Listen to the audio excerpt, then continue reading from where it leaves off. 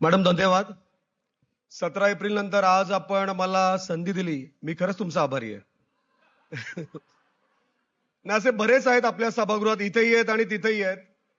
तरुण आहेत, नवीन आहेत, पण त्यांनाही बरंचसं ज्ञान आहे.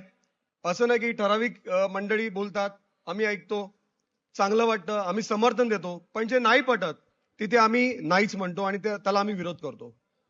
4 ऑगस्टला मी बेस्ट कमिटीचा सदस्य आहे. 4 ऑगस्टला आमच्या या समितीमध्ये हा प्रस्ताव मंजूर झाला आणि मला माहित नाही किती घाईघाईने हा इथपर्यंत पोहोचलेला आहे आणि कोणत्या पद्धतीने पोहोचलेला आहे. मॅडम मी जरा प्लीज नौका आहे, जरा माझ्यावरती लक्ष द्या.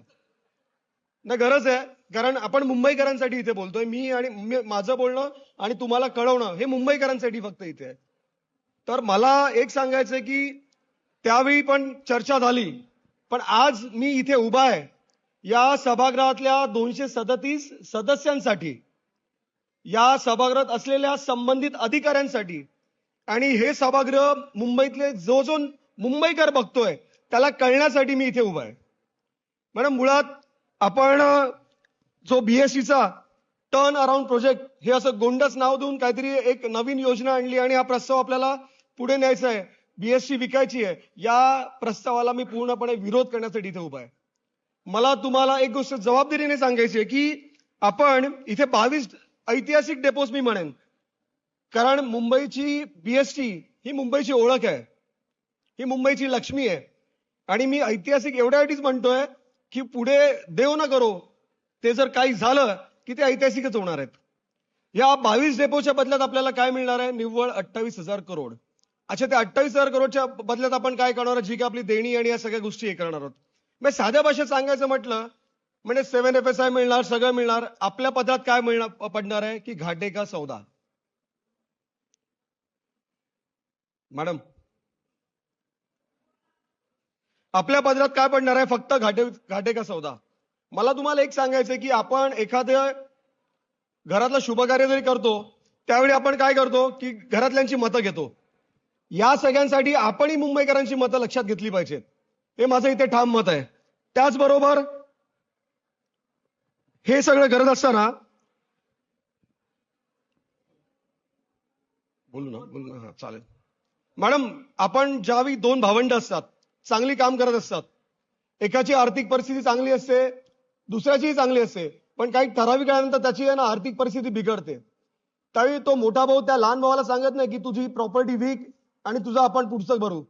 त्यावेळी मोठा भाऊ त्याच्या मदतीला जातो, त्याला चांगले पर्याय देतो. मुंबई महानगरपालिका इथे एक मोठा भावाचा रोल म्हणून त्याने बीएससीला आता सांभाळून घेतलं पाहिजे. इतकी वर्ष सांभाळलं, पण आता हे विकणं अंतिम पर्याय नाहीये.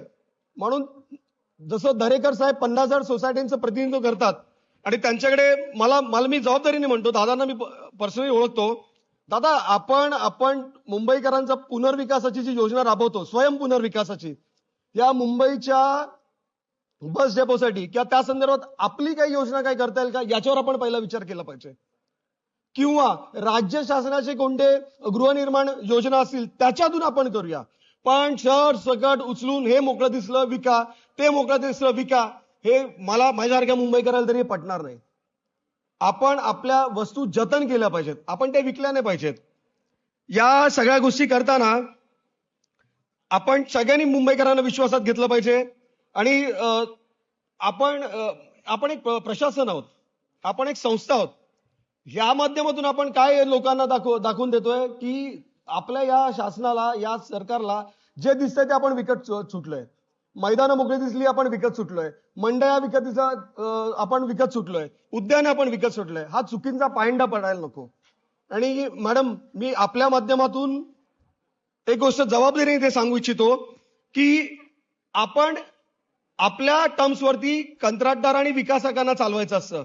विकासक आणि कंत्राटदार आपल्या मुंबई महानगरपालिकेला चालवणार नाहीये. या प्रस्तावातून आपल्याला हेच दिसून येत आहे की हे कोणाच्या तरी ठराविक मागणीसाठी आपण हा प्रस्ताव घाईघाईमध्ये रेटून नेतोय आणि मुंबईकरांचं नुकसान करतोय. या प्रस्तावामध्ये आपल्याला बऱ्याचशा मोठ्या मोठ्या गोष्टींचा इथे उल्लेख केलेला आहे की FSI, PPP, रेव्हेन्यू मॉडेल, बऱ्याच गोष्टी इथे सांगितलेल्या आहेत. पण कधी आपल्याला किती जमीन मिळणार, त्याचं किती FSI मिळणार, त्याच्यामध्ये आपल्याला किती त्या नफा, त्या विकासकाला किती नफा, आपल्याकडे अडकलेली रक्कम आपण कधी वसूल करणार याचा काही कुठे उल्लेख नाहीये. हा पूर्णपणे दुसरा असा विकास आहे, बेस्टचा उन्नतीचा विकास नसून एखाद्या ठराविक विकासकाचा विकास करण्यामागे, एखाद्या डेव्हलपरचा विकास करण्यामागे, एखाद्या उद्योजकाचा विकास करण्याचा हा आराखडा बनलेला आहे. मी तुम्हाला या माध्यमातून नक्कीच सांगू इच्छितो की हा टर्न अराउंड प्रोजेक्ट नसून हा turn away from public interest हा प्रोजेक्ट आहे. हे ठामपणे मी ते सांगू इच्छितो. मॅडम, जाता जाता तुम्हाला मी एक गोष्ट मी नक्कीच सांगेन की हा जो प्रस्ताव आलाय त्याच्यामध्ये कुठच्याच गोष्टीची स्पष्टता नाहीये. मुंबईकरांना काय मिळणार, मुंबईकरांचं बसचं भेलं कसं होणार, या कुठच्याच गोष्टीचा इथे उल्लेख केलेला नाहीये. आणि आपण हे जे करतोय या सगळ्या गोष्टी करताना आपण मुंबईकरांना, मुंबईतले जे तरुण वर्ग आहेत, जे कर्मचारी वर्ग आहेत, यांनाही याच्यात विश्वासात घेतलं पाहिजे. त्यांची एक समिती बनवली पाहिजे. मुंबईकरांची मतं इथे आपण जाणून घेतली पाहिजेत.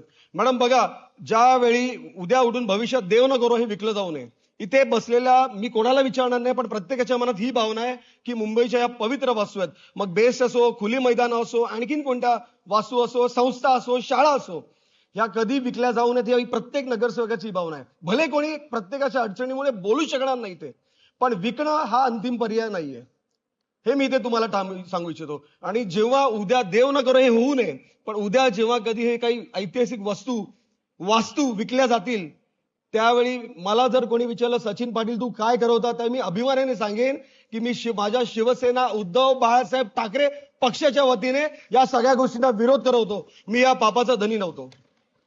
आणि तुम्हाला हेही सांगू इच्छितो की जाता जाता की इथं बरेचदा असं म्हटलं गेलं की आम्ही 2 विकले तर आता आम्ही 22 विकणार वगैरे. ही स्पर्धा नाहीये, हे आपण मुंबईकरांच्या मुळावरती येतोय. हे सगळं बाजूला ठेवूया. कोणीतरी हिशोब मागितला 25 वर्ष बोलताना खूप बरं वाटतं, पण जसं यशोधर फणसे दादांनी सांगितलं, आता मी पण तुम्हाला सांगतो की खरंच त्यांनी काय 8 तास 10 तास मागितले असेल. मी तर म्हणतो की 8 दिवस घेऊया आपण, पूर्ण 25 वर्षाचा केस काढूया. मॅडम इम्पॉर्टंट आहे, मॅडम प्लीज, हे इम्पॉर्टंट आहे. आपण पूर्ण 25 वर्षाचा हिशोब घेऊया सगळ्यांकडनं. मग मागच्या 4 वर्षाचा हिशोब पण आम्ही सगळ्यांकडनं घेतो. आपण सगळं नलिफाय करूया. मुंबईकरांच्या भल्यासाठी जे जे करता येईल ते आपण करूया. पण एकदा का तो 25 वर्षाचा हिशोब झाला, तुमचा सगळ्यांचा ऐका रे, तुमच्या सगळ्यांचा हट्ट संपला की मग प्रकाश दादा पुढचं बोलतो ना ते मुंबईकरांसाठी बोलतोय मी, ऐका जरा. तुमच्या माझ्या सगळ्यांच्या फायद्यात आहे. हा सगळा हिशोब झाला ना की त्याच्यानंतर आपण शिक्षणावरती बोलूया, त्याच्यानंतर आपण रोडवरती बोलूया, त्याच्यानंतर पाणी कसं आपण चांगलं देता ना मुंबईकरांसाठी बोलूया, त्यानंतर आपण कचरा कसा उचलता येईल त्याच्यावरती बोलूया. मुंबईकरांसाठी जे जे करता ना आपण तेवढंच बोलूया. आणि त्यासाठीच आपण या सभागृहात आलेलो आहोत. आपण इथे एकमेकांची धुणी काढायला नाही आलोत. आपण सगळे मिळून मुंबईला कसे नेऊ ना, आपण त्यासाठी ते उभे आहोत.